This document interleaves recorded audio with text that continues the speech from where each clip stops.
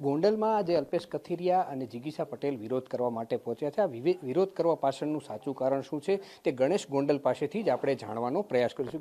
ગણેશભાઈ, શું કામ વિરોધ થઈ રહ્યો છે?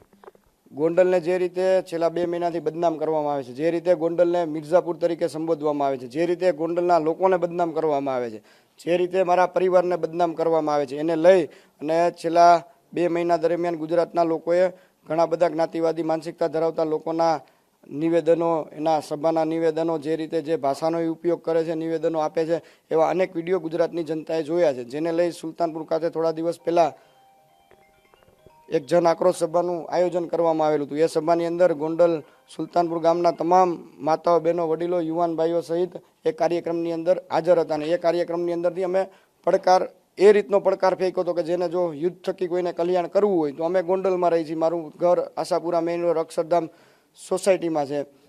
આ પ્રકારનો પડકાર અમે યુદ્ધ થકી કલ્યાણ કરવું હોય એવા લોકોને પડકાર ફેંકેલો હતો. જેને લઈ અને આજરોજ જ્ઞાતિવાદી માનસિકતા ધરાવતા લોકો ગોંડલની અંદર આવેલા હતા. પણ આજના દિવસે ખૂબ ખુશી સાથે, ખૂબ આનંદ સાથે કહેવું પડે કે જે રીતે ગોંડલના દરેક સમાજના લોકોની અંદર જન આક્રોશ હતો, જે રીતે ગોંડલના મા બેન દીકરીઓથી માંડીને, વડીલોથી માંડીને, યુવાન ભાઈઓ જે રીતે વિરોધ પ્રદર્શનમાં મેદાનની અંદર ઉતરેલા હતા, તો હું સ્પષ્ટપણે એવું માનું છું કે ભાઈ આજના દિવસે જ્ઞાતિવાદી માનસિકતા ધરાવતા લોકોને ગોંડલની જનતાએ ખૂબ સારો જવાબ આપી દીધો છે. ગોંડલની અંદર જ્ઞાતિવાદની હાર થઈ છે અને દરેક સમાજ 18 વર્ણના લોકોની જીત થઈ છે.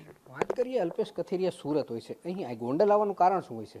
એ તો હવે મીડિયાના મિત્રોને વિનંતી કે ભાઈ તમે એને પૂછો કે ભાઈ કારણ એનું શું. વિરોધ ગોંડલની જનતાએ કર્યો અને ગોંડલની જનતાનો મિજાજ શું હતો એ મીડિયાના મિત્રોને ખૂબ સારી રીતે ખબર છે ને સ્વયંભૂ રીતે લોકો વિરોધ પ્રદર્શન કરવા માટે મેદાનની અંદર ઉતરેલા હતા. અત્યારે કોઈ ચૂંટણી કે એવું કોઈ માહોલ નથી, છતાંય આ વિરોધ કરી રહ્યા છે કે પાટીદાર સમાજ નારાજ છે, પણ આજે જે ગોંડલની જનતાએ કીધું એને લઈને આપ શું કહેશો?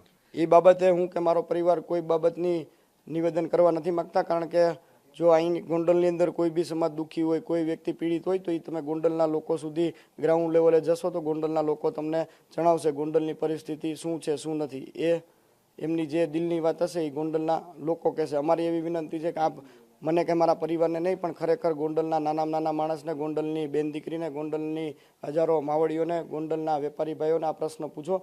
જે પણ કાંઈ હશે જવાબ એ ગોંડલની જનતા ને ગોંડલના લોકો દેશે. બંને પક્ષ વચ્ચે થોડી ચકમક પણ થઈ રહી હતી, એને લઈને શું કહેશો? કોઈ બાબતની ચકમક થઈ નથી. પહેલ એ લોકો દ્વારા કરવામાં આવેલી, એના તમામ વિડીયો ફૂટેજ છે. જે રીતે અમારા કાર્યકર્તાઓ, માતાઓ, બહેનો, દીકરીઓ જે રીતે શિસ્તબદ્ધ રીતે વિરોધ કરી રહ્યા હતા એને અટકાવવા માટે થઈ અનેક એમના લોકોએ ગાડી અમારા કાર્યકર્તાઓ માથે ચડાવવાના પ્રયત્ન કર્યા હતા. અને એના તમામ જાતના વિડીયો ફૂટેજથી માંડીને તમામ વસ્તુ અમારી પાસે છે. કદાચ જરૂર પડશે તો મીડિયા સમક્ષ એ પણ અમે મૂકશું. આ લોકો જે વિરોધ કરવા આવ્યા હતા એ ખરેખર ગોંડલના હતા કે બહારના હતા, શું કહેશો? જે બીજા એ મીડિયાના મિત્રો આપ ખૂબ સારી રીતે જાણો છો, સવારે 7 વાગ્યાથી લઈ અને બપોરે 2 વાગ્યા લગી આપની ટીમ ગ્રાઉન્ડ લેવલ ઉપર કામ કરી અને ગોંડલના લોકોનો મિજાજ જાણતી હતી. તો આપ એમ મને નહીં, ગોંડલની જનતાને પૂછો તમે ક્યાંના છો, તમે ક્યાંથી આવો, તમારું ગામ કયું, એ તમે ગોંડલની જનતાને પૂછો. એનો જવાબ મારા કરતાં વધારે ગોંડલની જનતા ખૂબ સારી રીતે આપી શકશે. તો આ હતા ગણેશ ગોંડલ, જેમણે કહ્યું કે અમે શિસ્તબદ્ધ રીતે તેનો વિરોધ કર્યો હતો. અમે કોઈ પણ વ્યક્તિને ખરાબ કહેવા માંગતા નથી, પરંતુ જવાબ આપવો જરૂરી હતો. તેને લઈને અમે આ સુલતાનપુરની સભામાં પ્રત્યુત્તર આપ્યો હતો. કેમેરામેન રવિ ચાવડા સાથે રવિ મોટવાણી, TV 13 રાજકોટ.